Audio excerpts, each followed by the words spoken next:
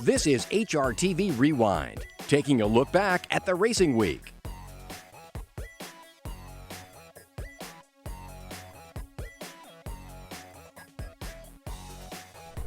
Sun is shining. They're expecting a high of about 55 degrees, and they're expecting a huge crowd here to see Uncle Mo. A lot of promotional activities taking place. He's on the cover of the program, and he is the horse on everybody's lips.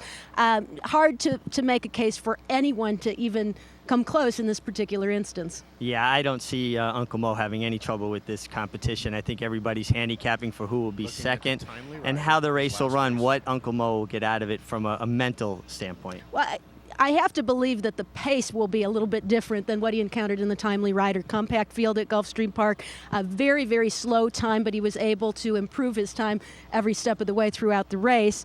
How do you see the Wood differing from that last one for Uncle Mo? Well, it is a bigger field. I don't know if anybody wants to be, play the hero and try to go to the lead and use themselves up. But I think Duca, Wayne Lucas's horse, will show a lot of speed, and maybe we'll see Uncle Mo kind of sit behind him. I think the best thing that could happen to Uncle Mo today is maybe he got off a little bad and had a little trouble the first turn and got a little education. It's always a little bit anxious more than anything else, and you hope that the horse comes and shows up, the way that everybody expected him, and the way I'm expecting him, basically, though, So it's a little more anxious than anything else, though. Now, it looks like there's a little bit of speed in the race. Where do you kind of see yourself laying early on in the race? Hopefully we have one or two horses in front of me. Hopefully we can teach him a little more. Get him a little bit of dirt if it's possible. I see Lucas' horse might go to the lead if I can tuck in right behind him and see if I can teach him a little bit of something. And hopefully we have the horse that we expect from him. Well, he shipped in really well. We got delayed one day because of the weather, but that turned out to be insignificant. He came in good shape. He's had a couple of good days training here. He shipped over here in cool fashion like he normally does. So, everything's going according to plan so far. Johnny Velasquez says go with Uncle Mo. He's got the lead by a length and a half. Here comes Arthur's Tail coming on the far outside. Can Uncle Mo do it? On the outside, it's Arthur's Tail. Arthur's Tail has gone past the 2-year-old champion. Late run down toward the inside. Toby's corner. Toby's corner. Toby's corner wins. Arthur's Tail was second.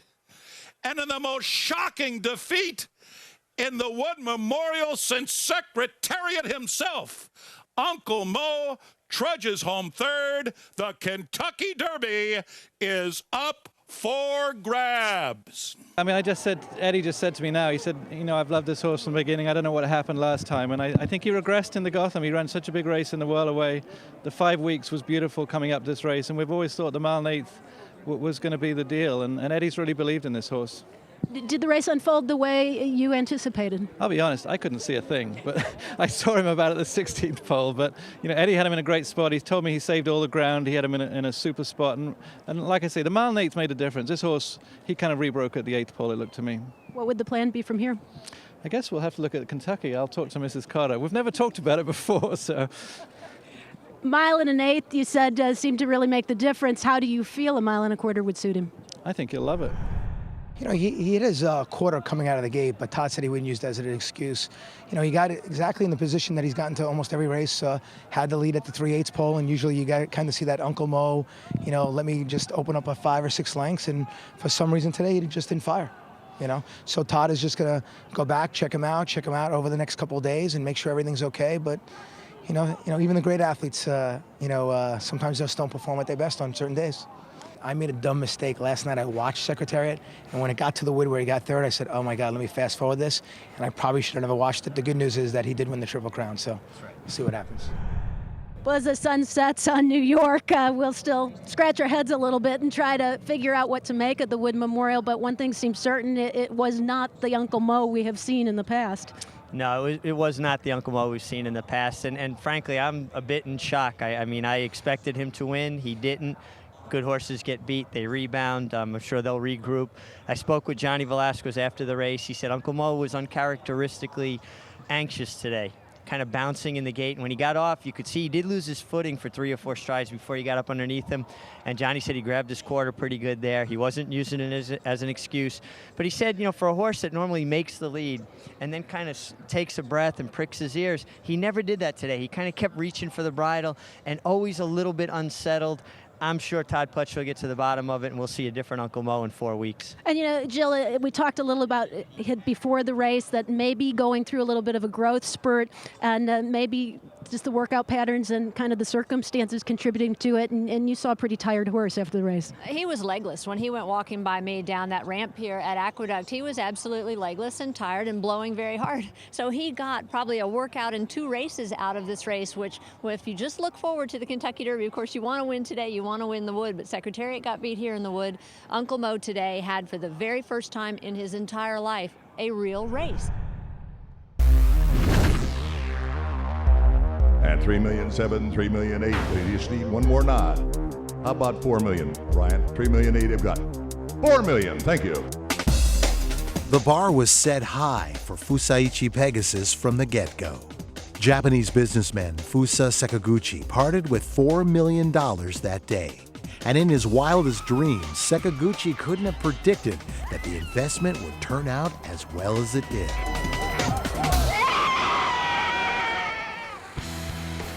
Fusaichi Pegasus was based in Southern California during his 3-year-old campaign. But trainer Neil Drysdale tapped a major East Coast race as the final Derby prep for his colt to its sword in his stakes debut a month earlier in Santa Anita's San Felipe.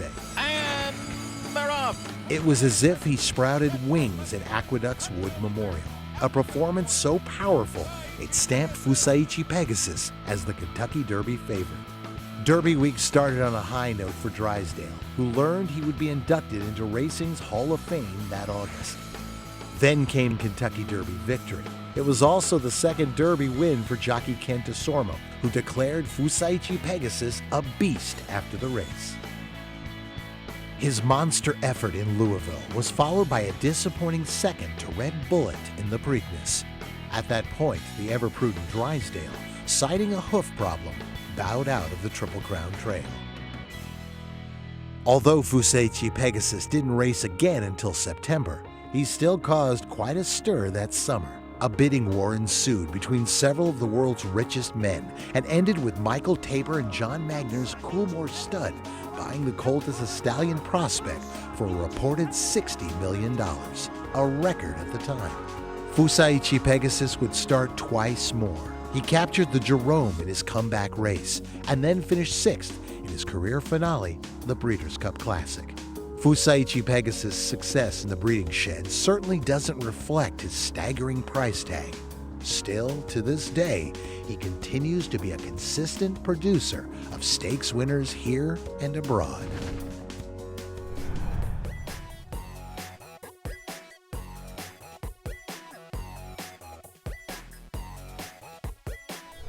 Here's Morning Line. A Priority in Morning Line. Morning Line's now in front. A Priority gives way in the shadow of the wire to Morning Line, the winner of the Carter Handicap. A Priority is second. You Want a Twist was third. Kensei was fourth. JJ's Lucky Train runs at him with 100 yards to go. Convengeful Wildcat, hold on.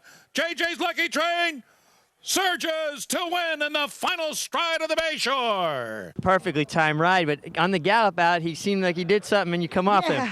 Yeah, he got me a surprise, Richie, because I forgot about it. When he got up in the morning, he always got up with a pony, and when he by himself, he turned to make turns and go left and right. So when he saw him by himself, he thought it was over, so he put the brakes on turn on me. He drove me over there, you know, one of those things.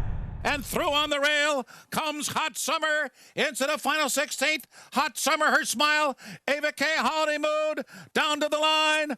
Hot Summer will do it. Hot Summer, the winner here by 2. Well, it looked at about 3/8 pole. She was kind of backing up a little bit, but the kid, you know, he rode it really good. He kept after her, and as soon as that little bit of a hole opened up, he got an opportunity to run through there. You always knew she had some ability, but she showed quite a bit of courage in that race, too. Yeah, a lot of courage. She wants to set off it a little bit, and the last time she was kind of forwardly placed. It didn't work well. You're watching Hrtv Rewind with a week of racing to recap. Over the last 48 hours, 2 of the top West Coast 3-year-olds have succumbed to untimely injury. 2 morning line favorites in the last 2 days, both scratched with no Jaycito, no Premier Pegasus. But in this game, one man's misfortune means opportunity for another. And just maybe that man is Steve Asmussen, who arrives today with silver but is hoping to leave with gold. Silver medallions coming on to score in the El Camino Real Derby. Or maybe it's Peter Miller's turn to put an exclamation mark on this classic Derby prep. Coming to the top all the way to win. And Owen Hardy, he's won here before with Colonel John. Could this colt pave the way for this diehard Yankee fan back to Louisville? Anthony's Cross, riveting reason, a nose bobber there. 2 stars have fallen, 9 remain. The Santa Anita Derby is next. Welcome everyone back to Santa Anita Park. I'm Lafitte Pinkai, joined by 9-time Santa Anita Derby winning jockey Gary Stevens, Jeff Siegel, right on cue. There's the horns, by the way. What do you want to feel underneath you? The jockey who rides the winner. The difference in between a horse that simply wins a Santa Anita Derby and a Santa Anita Derby winner who could win the Kentucky Derby. One that does it the right way. 21 years ago with winning colors coming down the stretch, I knew right at that moment with the stride she had and how much horse I finished up with that I had a filly that could win the Kentucky Derby. I went home that night, I called my mom and dad up and I said, you better book tickets for Louisville because I'm going to win my first Kentucky Derby. Jeff Siegel, from a handicapping standpoint, the defections of Jaycito and Premier Pegasus, all of a sudden this is an absolute scramble. You're right. I mean, I spent the whole winter figuring out that Premier Pegasus might be the best colt. He's out. Then I like Jaycito. He's out. Now I'm lost. This is truly a race anybody can win. You know, he drew good. He drew the rail, so we'll be able to save some ground going into the first turn. So if he kicks for home, we'll be right there. My horse he have a speed too. He can be close to the pace, and let's go from there and see what can happen. Either I go in the front or a little bit off the pace. I think it would be my best shot. A little bit track the leaders. I'm planning just sit back there and relax, drink a cup of coffee, relax, and hopefully they all come back to me. My horse, I think he doesn't fret for anything, He can come anywhere, inside, upside. Whatever he feel comfortable, my horse, I would, try to do my best. Now, what would it feel like to win that race? Hey, $1 million, come on. Definitely be good to get another one. I'm going to Disneyland. Midnight interlude, all hands on deck for Comet to the top, trying to hold on. Midnight interlude, Mr. Collins on the inside. Comet to the top is all hot. Midnight interlude, got him alone. Jaycito scratched yesterday. Baffert still victorious in the Grade 1 Santa Anita Derby, from a maiden win to the Santa Anita Derby winner's circle for Arnold Zetcher. Midnight interlude and a huge upset. Scott Hazelton standing by with the winning connection. Scotty. Mr. Zetcher, it looks as though your horse got up with the magician Bob Baffert again. What's your reaction here? Unbelievable. I mean, he's a little baby and now he's winning the Santa Anita Derby. Unbelievable. How about that? Did you ever expect an effort like this, Bob? I thought he could win today. He looked so good in the paddock. He worked really well. And when I got number 6, I thought this could, I told the valet, maybe 6 means my 6th Santa Anita Derby. Unbelievable. How's your first? Our first time. This is amazing. Let's go down and get Congratulations, guys. Okay. Hey. Yeah. Huh? Bob, you know what I think about your horses, baby? Number 6. 6. Baffert, Santa Anita Derby winner, right there. You heard it first, ladies and gentlemen. Midnight interlude, Mr. Collins on the inside. Coming to the top is all hot. Midnight interlude, got him alone. See, last year I wanted to kill Victor. Look at he wins a Derby for me. A training machine. Hey, last year I wanted to kill you. Hey, see what happens, huh? You know what? Because you don't put me on last year. He was in trouble everywhere. That was green. It's still green though. Amazing. Thank you. That's great. Oh, boy. Now in the winner's circle is the official winner of the Grade 1 Santa Anita Derby, number 6, Midnight Interlude. We're going to Kentucky Derby, Bobby! We're going to Kentucky Derby! Bob Baffert, talk about a big Santa Anita Derby win. The clock struck midnight, Zoe. Thank you so much, Aaron, here with Bob Baffert. Good morning, Bob. Good morning. Bob, take us through the race from the beginning, from the moment he broke out of the gate. Well, the plan was I knew that Comet to the Top was going to go to the lead, and so I just told him just don't pressure Comet to the Top. You know, just stay within a few lengths of him and just keep him out of trouble. He's very green. He likes to lead on horses. And when Comet to the Top right here, he sort of started giving us a slip. And for one instant, I thought, well, I think my horse is done, because then all of a sudden you could see he started riding right there, and he goes to his left-handed stick right here, and I thought, well, maybe he's out of horse, and maybe he's not as good as I thought he was. At this point, are you glad you've got Victor aboard, because he's very strong in a finish? And then right here, and then all of a sudden he starts coming back up again, and then he shifts out. Comet to the Top, last time he shifted out a little bit, and this horse is still real green. But then right here, when he came up, I thought, man, maybe I'll get lucky, and sure enough, he hit that wire. It was so exhilarating, and it was just so exciting.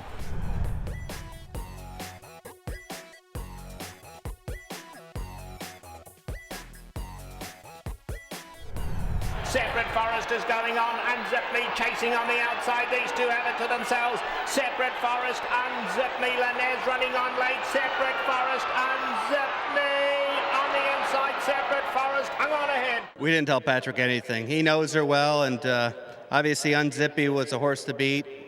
You always want to be on the outside down the hill, it seems like, and he just rode her with a lot of confidence, and I can't believe she won. That was amazing.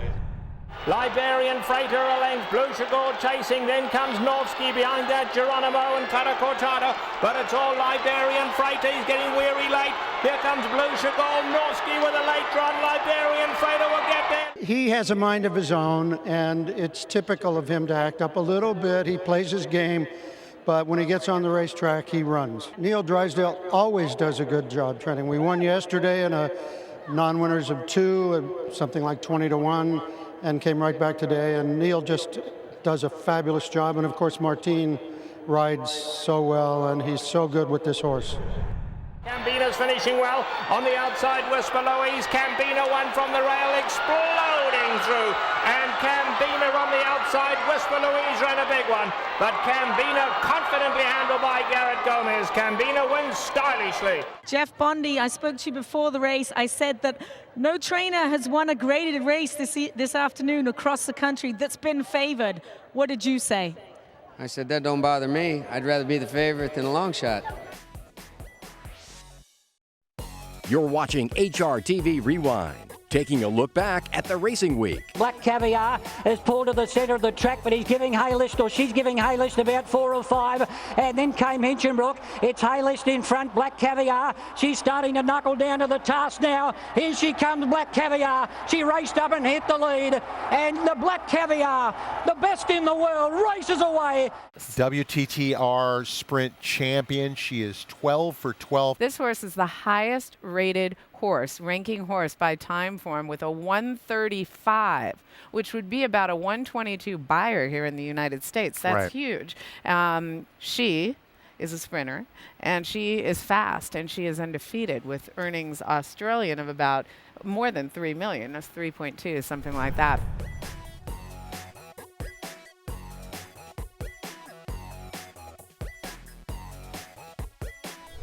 It is the race that, as a British race fan, as a young child, it has the same cachet as the Kentucky Derby. As we have discussed on many occasions, both between ourselves and indeed on air, the actual English Derby run at Epsom is not the race that stops the British nation. The race that corresponds directly to the Kentucky Derby, i.e. people who never have a bet on any other race all year and never ever bother watching or listening or try to find out the results of a race. In America is the Kentucky Derby. Well, in Britain, it is very much the Grand National. 40 horses, 4.5 miles. 30 of the most grueling and testing fences in the world. There is nothing quite like it. It is a lottery. And you know what? The first horse to win that Grand National all those years ago, he was called Lottery.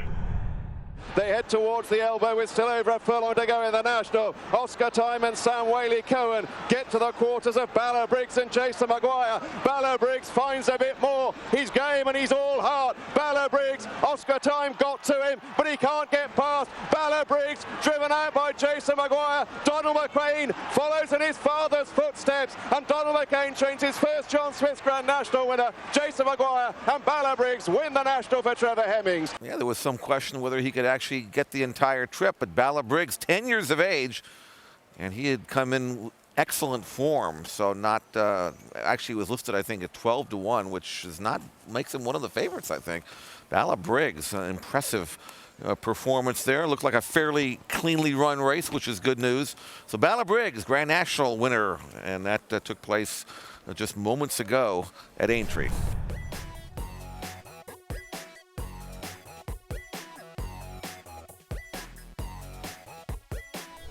And driving down the middle of the track, it is Win Willie, who's coming strongly to his inside. Sashi's and Misremembered is still right there. It is Win Willie and Misremembered with a 16th to go. Win Willie trying to score another great Oaklawn win, and it will be Win Willie to win the Oaklawn Handicap by a length and a half. I was glad I was that far behind because he gets out of the bit. That's when he runs his best race. When he's still in the pack, he's in the bit, and he don't finish as well, I think. That's my theory anyway. He's going to get a break. You know, we'll graze him, and hopefully he get hot baths instead of cold baths now. You know, give him 3-4 months off, run him a time or two at Delaware. If he runs real good, we'll take him to Churchill. If not, he'll come back here next year.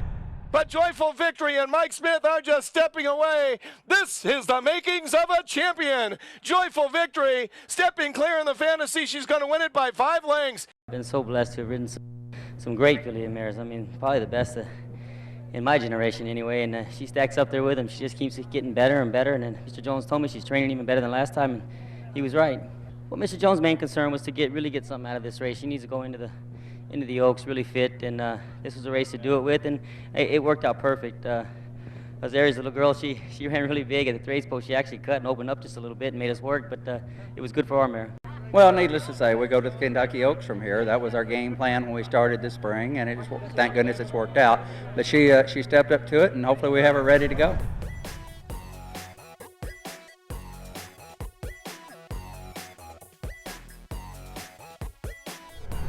Watch me go now 5th with a 16th to go. Jovan has the lead.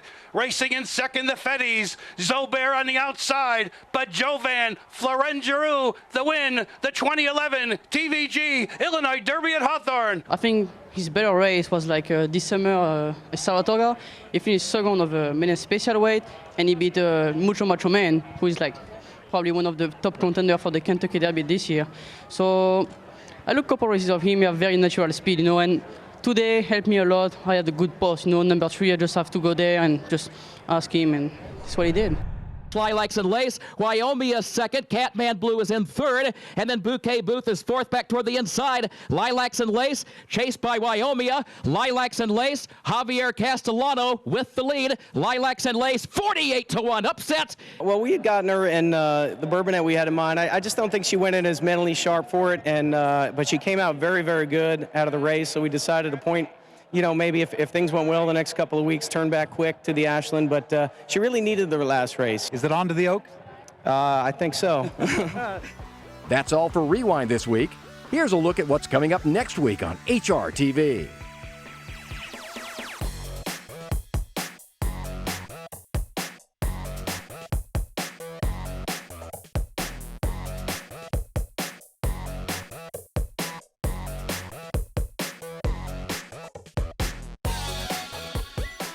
Well, Bob, we wish you the best of luck on both coasts. Thanks. Well, Oakland's not a coast. It's in the middle. It's in the middle. It's near a lake. All right, thank you.